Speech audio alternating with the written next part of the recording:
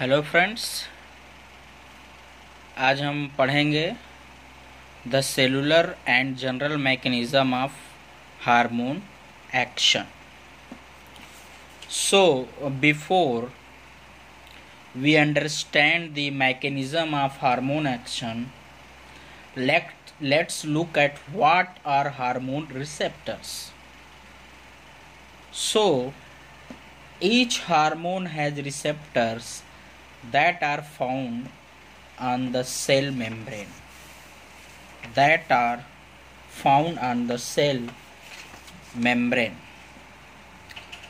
cell membrane or inside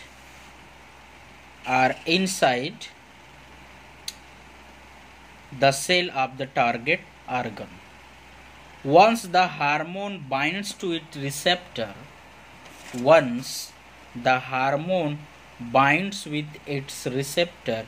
a series of actions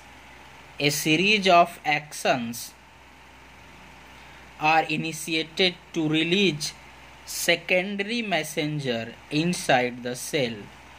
These secondary messengers are responsible for relaying information to the nucleus or other organelles based on their structure. Receptors are different types. First receptor is the cell membrane receptor or water soluble hormones or water soluble receptors. So the cell surface receptor are integral membrane protein and have three basic domain.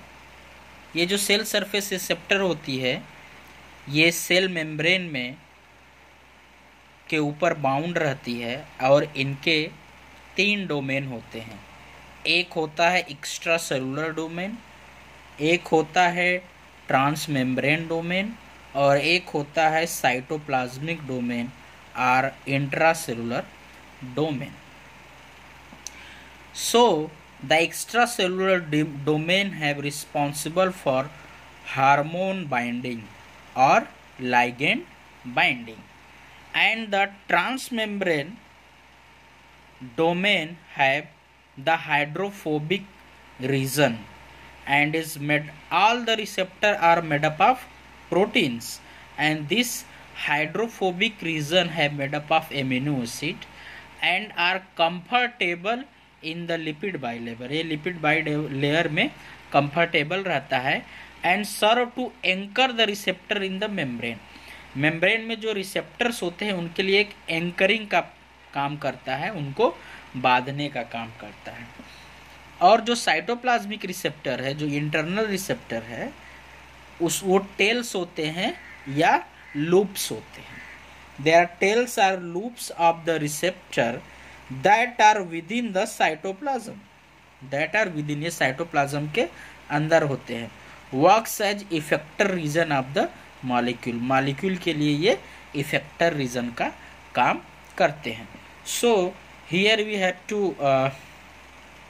three type of cell membrane receptor: tyrosine kinase receptor or growth factor receptor, insulin receptor and beta adrenergic receptor, also called GPCRS, means G protein coupled receptor. Hence we have to see the mechanism of hormone action. First we have to see the action of water soluble hormone. Water soluble hormone or cell surface receptor hormone. Because of amine, peptide and protein hormone, they are not lipid soluble.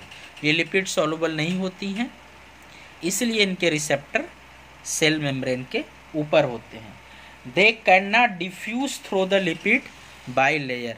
ये lipid bilayer से ये जो hormone होते हैं वो diffuse नहीं कर सकते हैं of the plasma membrane and binds to the receptor inside the target cell.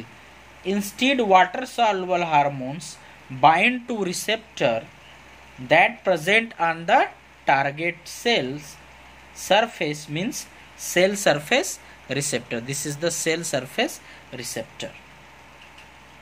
The receptor are integral transmembrane proteins. Integral transmembrane proteins in the plasma membrane. ये plasma membrane है, इसमें integral transmembrane protein होती हैं जिसको हम GPCRS या insulin receptor भी बोल सकते हैं. When a water soluble hormone, ये सेक्रेटरी सेल है, ये हार्मोन को रिलीज किए हैं. हार्मोन ब्लड में मिक्स होके अपने टारगेट आर्गन या टारगेट सेल की तरफ जाता है. जैसे ही वो टारगेट सेल की तरफ जाता है तो अपने स्पेसिफिक सेल मेम्ब्रेन रिसेप्टर से हार्मोन जो है वो बाइंड करता है. तो क्या बनाता है? Hormone plus receptor is equal to hormone receptor complex. जैसे ही हार्मोन रिसेप्टर कॉम्प्लेक्स बनता है, so the hormone acts as a first messenger. Hormone acts as a first messenger. The first messenger hormone then cause production of the second messenger through a series of reactions inside the cell. So the second messenger including cyclic AMP,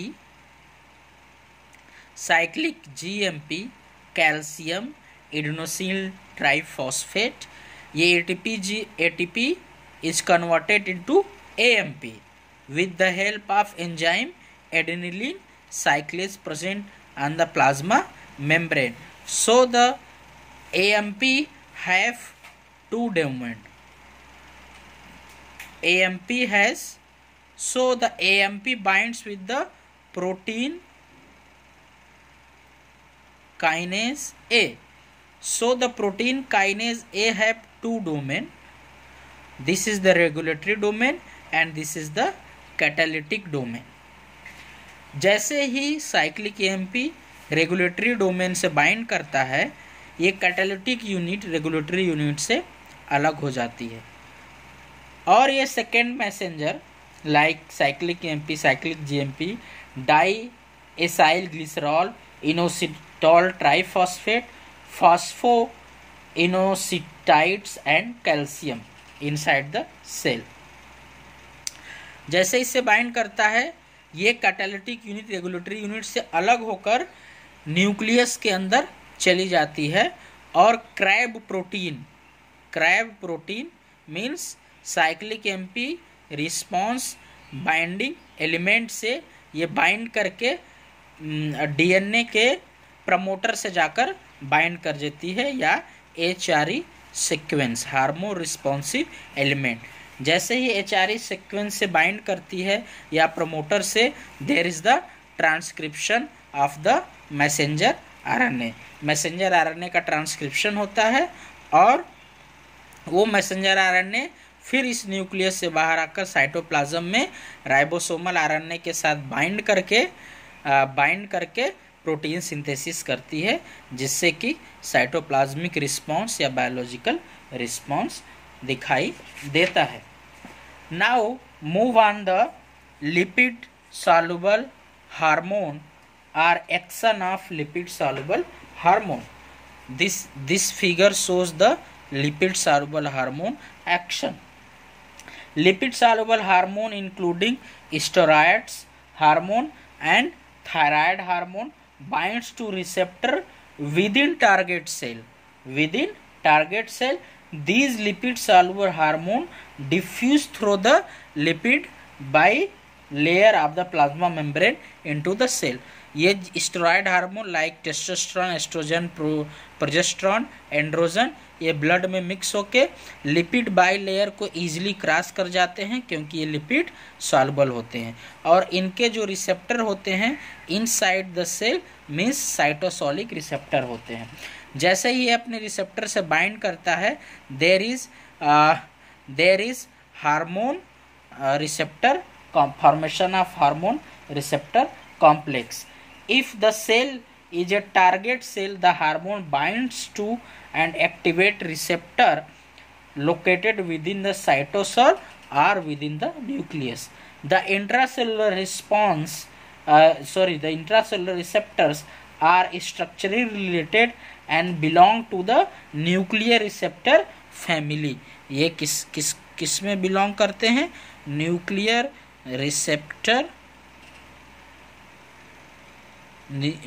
receptor family से belong करते हैं.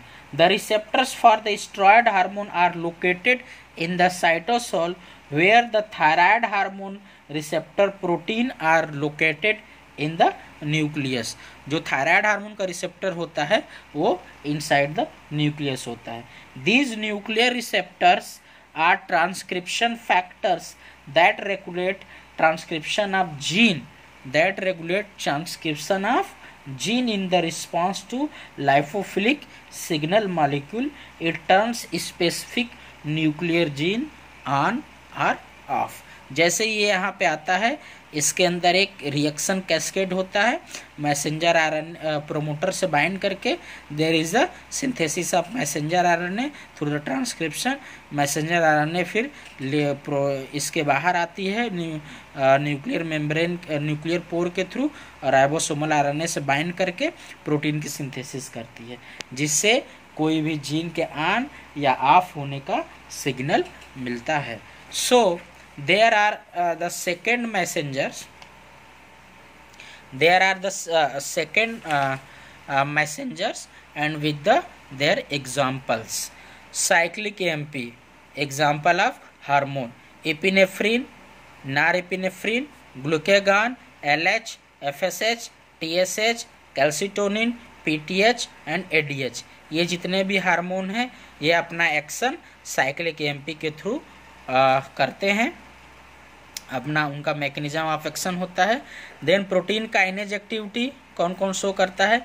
Insulin, growth hormone, prolactin, oxytocin, erythropoietin and several growth factors. ये जितने भी hormone हैं इनकी activity या mechanism of action protein kinase activity के तहत होती है. Now the calcium of and phosphoinositides. The hormones show the activity of calcium phosphoinositase, that epinephrine, norepinephrine, angiotensin second, antidiuretic hormone, gonadotropin releasing hormone and thyrotropin releasing hormone. Now the cyclic GMP, guanosine monophosphate, adrenergic neurotic factor NF and nitric oxide जो है इसको show करते हैं. तो दोस्तों मुझे आशा है कि आपको यह general mechanism and cellular mechanism of hormone action अच्छे से समझ में आ गया होगा, और मैं आशा करता हूं कि वीडियो के अंत में मेरे चैनल को ज़रूर शेयर और सब्सक्राइब करें. Thank you.